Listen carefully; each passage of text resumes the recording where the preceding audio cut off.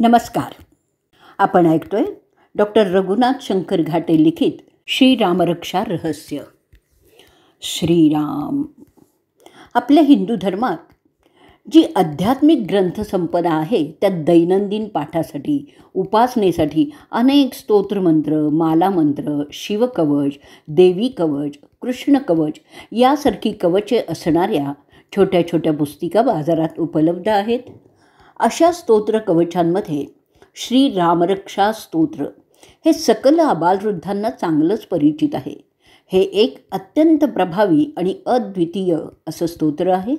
सर्व धर्मात संस्काराला विशेष महत्त्व दिलेलं आहे. मुख्यतः 3 प्रकारचे संस्कार आणि ते सुद्धा बालवयातच केले गेले तरच त्याचा पुढील आयुष्यात फार चांगला उपयोग होतो. 3 प्रकारचे संस्कार म्हणजेच कायिक, वाचिक आणि मानसिक. उपनयन म्हणजेच मुंज हा एक अत्यंत महत्त्वाचा आणि आवश्यक असा कायिक संस्कार आहे. या संस्कारामुळे द्विजत्व प्राप्त होतं. उपनयनाचा सर्वांनाच अधिकार आहे. अर्थात हा अत्यंत गहन विषय आहे, यावर आपण कधीतरी एकदा बोलूयात. असो, तर ह्या संस्काराच्या वेळी यज्ञोपवीत धारण करण्याचा महत्त्वाचा विधी असतो. यज्ञोपवीत म्हणजे जानवं. अनेकांचा असा गैरसमजही आहे की उपनयन म्हणजे मुंज करणं, म्हणजे जानवं धारण करणं. हे संस्कार फक्त ब्राह्मणांनाच आणि फक्त पुरुषांनीच करायचे असतात. परंतु वस्तुस्थिती अशी आहे की 4ही वर्णांना उपनयन, यज्ञोपवीत धारण इत्यादी संस्कार करता येतात. स्त्रियांना देखील उपनयन संस्काराची आवश्यकता आहे. वेदकाळात आणि त्यानंतरही मुलांप्रमाणेच मुलींची देखील मुंज करण्याची आणि यज्ञोपवीत धारण करण्याची प्रथा होती. परंतु हे संस्कार करण्यापूर्वी काही गोष्टी मुलांच्या मनावर संस्कार दृढ होण्यासाठी ठसवणं फार आवश्यक आहे. आणि त्या म्हणजे सकाळी उठल्यापासून रात्री झोपेपर्यंत दिनचर्या कशी असावी. सकाळी लवकर झोपून उठणं, शक्यतो ब्राह्ममुहूर्तीच उठणं, त्यासाठी रात्री लवकर झोपणं, सकाळी उठल्यानंतर आईवडिलांच्या पायांवर डोकं ठेवून नमस्कार करणं, देवाला नमस्कार करणं, वेळच्या वेळी अभ्यास करणं वगैरे वगैरे वगैरे. हे मानसिक संस्कार.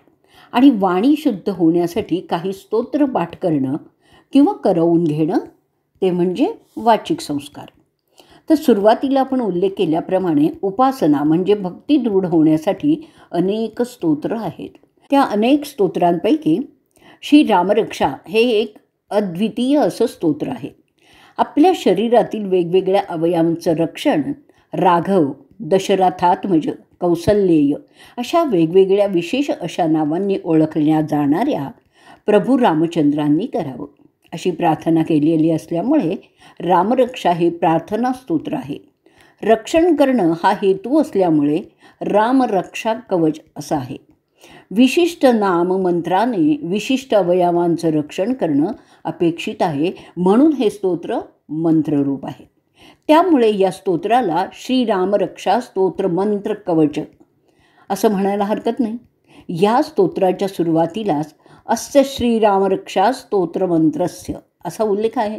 यावरूनच श्रीरामरक्षा हे एक अद्वितीय स्तोत्र आहे, महामंत्र आहे, अभेद्य कवच आहे, दिव्य अशी प्रार्थना आहे. आणि हे सिद्धही होतं. प्रभू रामचंद्रांच्या जन्मापासून त्यांनी केलेल्या अतुलनीय पराक्रमांचा, कृत्यांचा अनुक्रमे थोडक्यात उल्लेख या स्तोत्रात केलेला आहे. आणि हेच या स्तोत्राचं वैशिष्ट्य आहे. भगवान शंकरांनी हे स्तोत्र प्रथम पार्वतीला सांगितलं. पार्वती मातेचे स्तोत्र सांगितलं तो प्रसंग असा आहे. माता पार्वती आणि भगवान श्री शंकर नेहमीच वेदांत तसेच अनेक आध्यात्मिक विषयांवर चर्चा करीत असत. विष्णू सहस्त्रनाम, त्यांचं परममहत्त्व, त्याचा आध्यात्मिक, आधिभौतिक आणि आधिदैविक असा त्रितापविनाशक विनियोग या विषयांवर चर्चा करीत असताना माता पार्वतीने शंकरांना विचारलं, केनोपायेन लघुना विष्णोर्नाम सहस्त्रकं पठ्यते पंडितैर्नित्यं श्रोतुमिच्छामि अहम प्रभो. पार्वती विचारते की विष्णू सहस्त्रनामाचं फळ थोडक्यात प्राप्त होईल असा कोणता उपाय आहे. असं कोणतं नाम आहे की जे विद्वज्जनांकडून सतत पठण केलं जातं? ते श्रवण करण्याची हे प्रभो माझी इच्छा आहे. त्यावर श्री शंकर उत्तर देतात, राम रामेति रामेति रमे रामे मनोरमे सहस्त्रनाम तत्तुल्यम राम नाम वरानने. रामरक्षेतला 38वा हा श्लोक आहे. श्री शंकर सांगतायत, हे सुंदर मुख, मुख म्हणजे वरानने, हे सुंदर मुख असणाऱ्या पार्वती, राम राम राम असा म्हणजेच राम रामेति रामेति हा जप करीत मनाला आनंद देणाऱ्या हे मनोरमे, रामनामात मी रममाण होतो, म्हणजे रामे रमे असं हे रामनाम विष्णूंच्या सहस्त्रनामाच्या तोडीचं सहस्त्रनाम तत्तुल्यम असंच आहे. हे रामनाम भगवान श्री शंकरांना कसं प्राप्त झालं याचा देखील एक मनोरंजक इतिहास आहे. प्रभू रामचंद्रांचं चरित्र श्री वाल्मिकी ऋषींनी श्लोकबद्ध केलं. ते 100 कोटी श्लोक भरण्या इतकं विस्तृत झालं. श्री रामरक्षा स्तोत्रातील पहिले ध्यानमंत्र संपल्यानंतर पहिल्याच श्लोकाचा प्रथम चरण असा आहे, चरितम रघुनाथस्य शतकोटी प्रविस्तरम, म्हणजे कुलदीपक रघुनाथाच्या म्हणजेच प्रभू रामचंद्रांच्या या चरित्राची कीर्ती त्रिभुवनात दुमदुमली. देव, दानव आणि मानव यांना हे चरित्र आपल्यालाच प्राप्त व्हावं अशी प्रबल इच्छाही झाली. त्यासाठी त्यांच्यामध्ये ईर्ष्या निर्माण झाली. आपल्यालाच हे चरित्र आणि त्यामुळे प्राप्त होणारं वैभव मिळावं म्हणून त्यांच्यात कुरबुर सुरू झाली. यातून काहीतरी मार्ग काढण्यासाठी तिघांनीही बोलणी सुरू केली. भांडणातून तर काहीच निष्पन्न होणार नाही याची कल्पना त्या सर्वांना होतीच. शेवटी सर्वानुमते असं ठरलं की हे 100 कोटी श्लोक तिघांनीही समप्रमाणात वाटून घ्यायचे. परंतु वाटणी समप्रमाणात करून देण्यासाठी कुणीतरी निस्पृह असा मध्यस्थ मिळणं आवश्यक आहे. आता हे जमायचं कसं? असा निस्पृह मध्यस्थ मिळायचा कसा?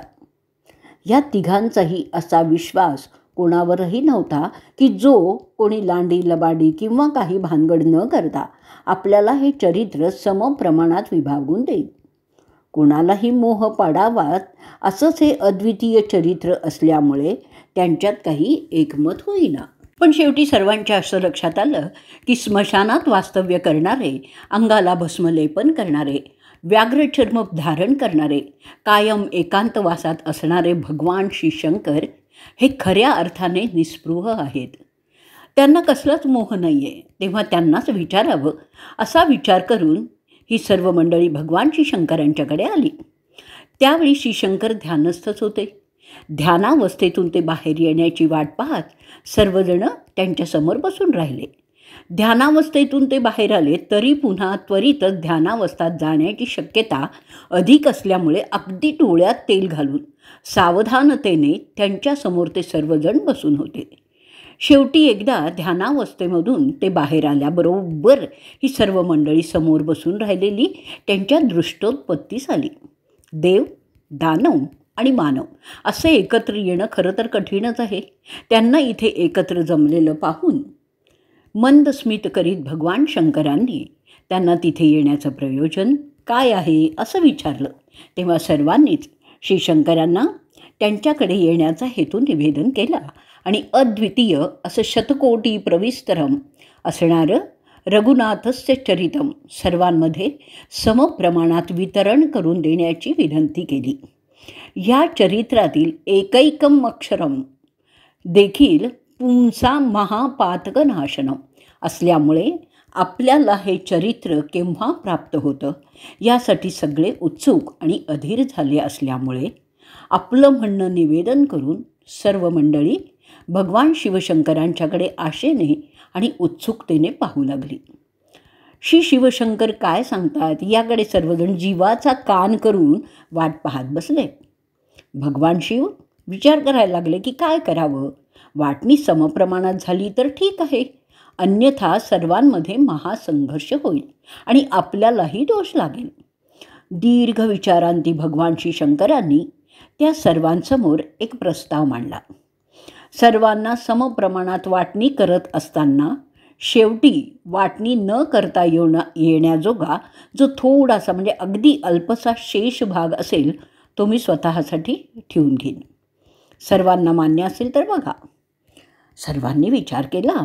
100 कोटी श्लोक सर्वांनी वाटून घेतल्यानंतर शेवटी विशेष असं काय उरणार आहे? फार तर एखादा श्लोक उरेल. खुशाल घेऊ देत त्यांना. मग सर्वांनी या प्रस्तावाला मान्यता दिली आणि ठरल्याप्रमाणे श्लोकाचं वितरण करण्यासाठी भगवान शंकर एका उच्चासनावर स्थानापन्न झाले. त्यांच्या उजवीकडे मानव, डावीकडे दानव आणि समोर देव बसले. प्रत्येकाला एक एक श्लोक देण्याचं काम सुरू झालं. कोणाची काहीही तक्रार नाही ना अशी विचारणा करीत करीत वितरण सुरूच होतं. शेवटी देव, दानव आणि मानव यांना प्रत्येकी 33,33,33,333 एवढे श्लोक वाटून झाले. शेवटी एक श्लोक उरला. तो श्लोक अनुष्टुप छंदातील असल्यामुळे त्या श्लोकात एकूण 32 अक्षरं होती. भगवान श्रीशंकर पराकोटीचे निस्पृह असल्यामुळे त्यांना थोडा देखील मोह नव्हता. त्या 32 अक्षरातील 30 अक्षरं त्यांनी देव, दानव आणि मानव यांना प्रत्येकी 10 अक्षरं याप्रमाणे वाटूनही टाकली. आता उरली फक्त 2 अक्षरं. 2 अक्षरांची तिघांमध्ये समप्रमाणात वाटणी करणं शक्यच नव्हतं. त्यामुळे पूर्वी ठरल्याप्रमाणे उरलेली ती 2 अक्षरं श्रीशंकरांनी स्वतःसाठी ठेवून घेतली आणि ती 2 अक्षरं होती रा आणि म. ही अक्षरं राम शिवशंकरांनी कंठात धारण केली.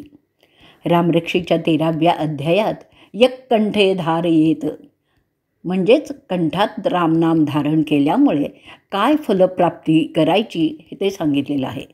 राम श्याम म्हणजे निळा असल्यामुळे शिवशंकरांचा कंठ निळा झाला आणि ते नीलकंठ झाले. समुद्रमंथनातून प्राप्त झालेलं हलाहल भगवान शिवशंकरच प्राशन करू शकले, परंतु त्या हलाहल प्राशन करण्यामुळे त्यांच्या शरीराचा प्रचंड प्रमाणात दाह सुरू झाला. गळा म्हणजेच कंठ काळा निळा झाला, म्हणून त्यांनी गळ्याभोवती सर्प गुंडाळून घेतला, भाळी चंद्र धारण केला, डोक्यावर गंगाजलाचा वर्षाव अखंडितपणे सुरू ठेवला, तरीही शरीराचा दाह काही थांबेना आणि शेवटी कंठात रामनाम धारण केल्याबरोबर शरीर दाह थांबलाय, शांत झालाय, अशी पण एक कथा आहे. असो, तर अशा प्रकारे रामनाम प्राप्त झालेले शिवशंकर रामनामाच्या वैभवात इतके तल्लीन झाले की त्या ब्रह्मानंद अवस्थेतून युगानुयुगे लोटली तरीही ते बाहेरच आले नाहीत. देव, दानव, मानव आपल्या वाटणीला आलेला चोथा घेऊन मोठ्या खुशीत निघूनही गेले. त्यातील रामरूपी सार मात्र फक्त भगवान श्री शंकरांनाच प्राप्त झाले. या कथेत प्रचंड आध्यात्मिक रहस्य दडलेलं आहे आणि सुज्ञच ते जाणू शकतील. श्री शंकरांची ही अवस्था पाहून सर्व ऋषीमुनी त्या रामनामाच्या वैभवाची महती प्राप्त व्हावी, थोडी तरी त्या वैभवाची अनुमती आपल्याला मिळावी म्हणून श्री शंकर त्या ब्रह्मानंदातून देहभानावर केव्हा येतात त्याची वाट पाहत तिथेच बसून राहिले. परंतु युग लोटली तरीही श्री शंकर त्या रामनामाच्या ब्रह्मानंदातून काही बाहेर येण्याचं चिन्ह दिसेना. तेव्हा सगळे ऋषीमुनी कंटाळून निघूनही गेले. परंतु फक्त बुधकौशिक ऋषी मात्र शांत चित्ताने तिथेच बसून राहिले. ज्या रामनामाच्या वैभवानुभवाच्या ब्रह्मानंदात श्री शंकर देहभावातीत अवस्थेत मग्न झालेले होते, त्याच ब्रह्मानंदांच्या चिंतनात बुधकौशिक ऋषी देखील देहातीत अवस्थेत मग्न झाले होते. हा जडदेह सोडून दोघेही वेगळ्याच सृष्टीत, वेगळ्याच आनंदात मग्न होते. भगवान श्री शंकर यांची भावसृष्टी वेगळ्या स्तरावर होती, तर बुधकौशिक ऋषींची स्वप्नसृष्टी वेगळ्याच स्तरावर होती. परंतु बुधकौशिक ऋषींची रामनामाच्या वैभवाच्या अनुभूतीची ओढ प्रत्यक्ष त्या अनुभूतीच्या आस्वादनाच्या ब्रह्मानंदात डुंबत असणाऱ्या भगवान शिवशंकरांना जाणवली आणि त्यांनी बुधकौशिक ऋषींच्या स्वप्नसृष्टीत प्रवेश करून त्या वैभवाच्या आस्वादांचा अनुभव त्यांना प्राप्त करून दिला आहे. आणि त्याचवेळी श्रीरामरक्षा स्तोत्र त्यांना सांगोपांग सप्रयोग कथन केलं आहे. या स्तोत्राची त्यांना संथा देऊन परिपूर्ण केलेलं आहे. यासंबंधी अधिक विवेचन अरिष्टवान यथा स्वप्ने या श्रीरामरक्षा स्तोत्रातील 15व्या श्लोकाच्या विवेचनाच्या वेळी आपण करणार आहोत. हे एकच मोठं आध्यात्मिक रहस्य आहे. ज्याप्रमाणे मार्कंडेय ऋषींनी स्वतः ब्रह्मरूप झाल्यामुळे पक्षीरूपी 4 द्रोणपुत्रांकडून जैमिनी ऋषींना सप्तशती कथन करविलं, तसाच हा इथे प्रकार झालेला आहे. आणि स्वप्नसृष्टी देहभावात आल्यानंतर बुधकौशिक ऋषींनी ती रामरक्षा जशी श्री शंकरांनी त्यांना संथा देऊन शिकवली आहे ती तशीच्या तशी लिहून काढली आहे. इथे एक श्लोक आहे 15वा. तथा लिखितवान प्रातः प्रबुद्धो बुधकौशिकः. बुद्धीच्या कौशल्याने उपयोग करून श्लोकबद्ध केलेली आहे, म्हणून ते बुधकौशिक झालेत. म्हणजे साक्षात भगवान शिवशंकरांकडून ती आपणास प्राप्त झाली. म्हणून इतर कोणत्याही स्तोत्र मंत्र कवचापेक्षा श्रीरामरक्षेचं महत्त्व अत्यंत श्रेष्ठ आहे. उर्वरित भाग ऑडिओ क्लिप नंबर 2 मध्ये ऐकूया.